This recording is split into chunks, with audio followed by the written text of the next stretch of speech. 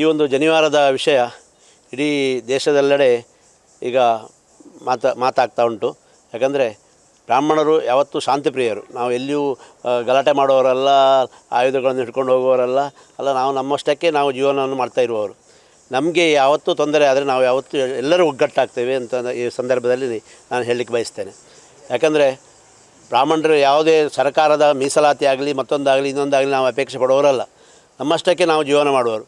ಅಂದರೆ ನಮ್ಮ ಓದು ಬರಹದಲ್ಲಿ ಸಹ ನಾವು ಒಳ್ಳೆಯ ವಿದ್ಯಾಭ್ಯಾಸವನ್ನು ಕಲಿತು ಒಳ್ಳೆಯ ಅವರವರ ಸ್ಟೇಜಿಗೆ ಅವರವರು ಹೋಗ್ತಾ ಇದ್ದಾರೆ. ಹಾಗಿರುವಾಗ ಇಂಥ ಒಂದು ಕ್ಷುಲ್ಲಕ ಕಾರಣಕ್ಕಾಗಿ ಜನಿವಾರವನ್ನು ತೆಗೆಸೋದು, ಇನ್ನೊಂದು ಮಾಡೋದು, ಯಾವುದೇ ಧರ್ಮಕ್ಕೆ ಏನೂ ಅಡೆತಡೆ ಆಗದ ಹಾಗೆ ಈ ಸರ್ಕಾರ ಅದನ್ನು ನಡೆಸಬೇಕು. ಹಾಗೆ ಯಾವ ಅವರವರ ಧರ್ಮ ಅವರವರಿಗೆ ಶ್ರೇಷ್ಠ. ನಾವು ಇನ್ನೊಬ್ಬರ ಧರ್ಮದ ಹಾಗೆ ಮಾಡಬೇಕು ಹೀಗೆ ಮಾಡಬೇಕು ಹೇಳೋದಿಲ್ಲ. ಹಾಗೆ ನಮ್ಮ ಧರ್ಮದ ವಿಚಾರವಾಗಿ ಜನಿವಾರ ನಾವು ಸುಮ್ಮನೆ ಒಂದು ಹೀಗೆ ನೂಲು ಹಾಕ್ಕೊಂಡು ತಿರುಗೋದಲ್ಲ. ನಾವು ಅದಕ್ಕೆ ದಿನ ಬೆಳಗ್ಗೆ ಎದ್ದು 108 1008 ಗಾಯತ್ರಿ ಜಪ ಮಾಡ್ತೇವೆ. ಆ ಜಪ ಮಾಡಿದ ಫಲದಿಂದ ನಾವೀಗ ಬ್ರಾಹ್ಮಣರಾಗಿ ಗುರುತಿಸ್ಕೊಂಡಿದ್ದೇವೆ. ಹಾಗಾಗಿ ಅದಕ್ಕೆ ನಮಗೆ ಧಕ್ಕೆ ಬಂದರೆ ನಾವು ಯಾವುದೇ ಕಾರಣಕ್ಕೂ ಅದನ್ನು ಸಹಿಸಲಿಕ್ಕೆ ಆಗೋದಿಲ್ಲ. ಮುಂದಿನ ದಿನಗಳಲ್ಲಿ ಅದಕ್ಕೆ ಉಗ್ರ ಹೋರಾಟವನ್ನು ನಾವು ಮಾಡಿಯೇ ಮಾಡ್ತೇವೆ ಅಂತೇಳಿ ಈ ಸಂದರ್ಭದಲ್ಲಿ ಹೇಳಲಿಕ್ಕೆ ಬಯಸ್ತೇವೆ. ಈಗ ಒಂದು ಚರ್ಚೆ ಶುರುವಾಗಿದೆ, ಹಿಜಾಬ್ ತೆಗೆಸಿದರೆ ತಪ್ಪು, ಜನಿವಾರ ತೆಗೆಸಿದರೆ ಏನು ತಪ್ಪು? ನೋಡಿ, ಜನಿವಾರ ನಿಮಗೆ ಈ ಟೈಮಲ್ಲಿ ಅನಿಸ್ಲಿ. ನೋಡಿ, ಜನಿವಾರದಿಂದ ನಾವು ಮುಖ ಮುಚ್ಚಿಕೊಂಡು ಹೋಗಿ ಪರೀಕ್ಷೆ ಬರೆಯುವುದಲ್ಲ.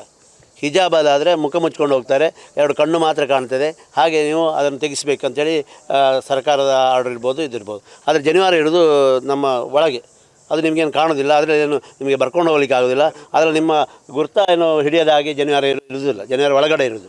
ಹಾಗೆ ಈಗ ನೀವು ಹೇಳಿದಾಗೆ ಇಡೀ ಮುಖಕ್ಕೆ ನಾವು ಕವರ್ ಹಾಕ್ಕೊಂಡು ಹೋಗಿ ಪರೀಕ್ಷೆ ಬರೆದು ನೀವು ಕೇಳ್ಬೋದು. ಬ್ರಾಹ್ಮಣರು ನಾವು ಕಾವಿಯ ಒಂದು ಇದು ಶಾಲನ್ನು ಇಡೀ ಮುಖಕ್ಕೆ ಹೊದ್ದುಕೊಂಡು ಕಣ್ಣು ಮಾತ್ರ ಬಿಟ್ಕೊಂಡು ಹೋಗಿ ನಾವು ಪರೀಕ್ಷೆ ಬರ್ತೇವೆ ಹೇಳಿದರೆ ಅದನ್ನು ನಾವು ಒಪ್ಪಲಿಕ್ಕೆ ರೆಡಿ ಇಲ್ಲ. ಆ ಜನಿವಾರ ಇರೋದು ಒಳಗೆ. ಹಾಗಾಗಿ ಜನಿವಾರಕ್ಕೆ ಎಕ್ಸಾಮಿಗೆ ಏನು ಸಂಬಂಧ ಉಂಟು? ಇದು ಬೇಕೇಳಿ ಕ್ರಿಯೇಟ್ ಮಾಡಿದ್ದೇಳಿ ನಾನು ಈ ಸಂದರ್ಭದಲ್ಲಿ ಹೇಳಲಿಕ್ಕೆ ಬಯಸ್ತೇನೆ.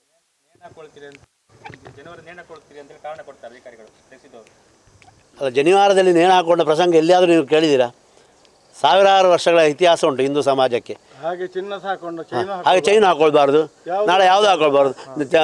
ನೇಣು ಹಾಕೊಳ್ಳೋ ನಿಮ್ಮ ಬನಿಯನ್ನು ತೆಗೆದು ನೇಣು ಹಾಕೊಳ್ಬೋದು. ಈಗ ನೇಣು ಹಾಕೊಳ್ಳೋರಿಗೆ ಜನಿವಾರದಲ್ಲಿ ನೇಣು ಹಾಕೊಳ್ಬೇಕಂತ ಶರ್ಟ್ ತೆಗೆದು ನೇಣು ಹಾಕೊಳ್ಬೋದು, ಶಾಲಲ್ಲಿ ಹಾಕೊಳ್ಬೋದು.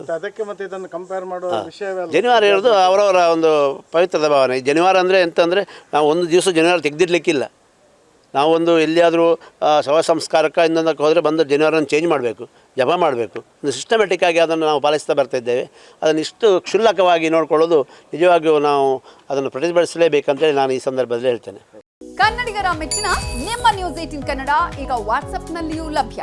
ಕರ್ನಾಟಕ ಮತ್ತು ದೇಶ ವಿದೇಶದ 360 ಡಿಗ್ರಿ ಸುದ್ದಿ ವಿವರವನ್ನ ನೀವು ನಿಮ್ಮ ಕೈ ಬೆರಳುಗಳಲ್ಲಿಯೇ ಪಡೆಯೋದಿಕ್ಕೆ ಈ QR ಕೋಡ್ ಅನ್ನು ಸ್ಕ್ಯಾನ್ ಮಾಡಿ.